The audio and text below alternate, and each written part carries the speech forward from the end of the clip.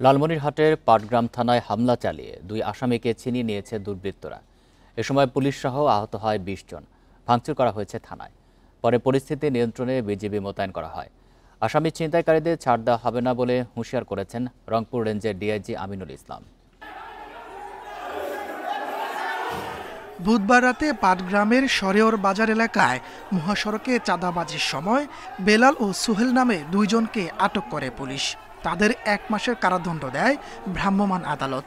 এ সময় আটকদের মুক্ত করতে পাটগ্রাম থানায় হামলা চালায় একদল দুর্বৃত্ত। পুলিশের সঙ্গে সংঘর্ষে জড়ায় তারা। পরিস্থিতি নিয়ন্ত্রণে টিয়ারশেল ও রাবার বুলেট নিক্ষেপ করে পুলিশ। এ ঘটনায় 20 জন আহত হয়।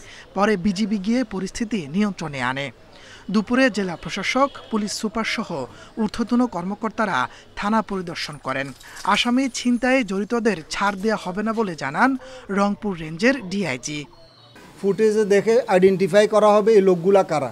কোনো দলীয় পরিচয় এখানে থাকবে না। দুষ্কৃতিকারী যে দলেরই হোক, তো কাজে আমরা ওইভাবে আইনগত ব্যবস্থা নেওয়া হবে।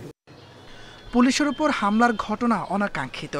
জড়িতদের দৃষ্টান্তমূলক শাস্তি না হলে বাড়তে পারে এমন অপরাধের প্রবণতা, বলছেন সুশীল সমাজের প্রতিনিধিরা।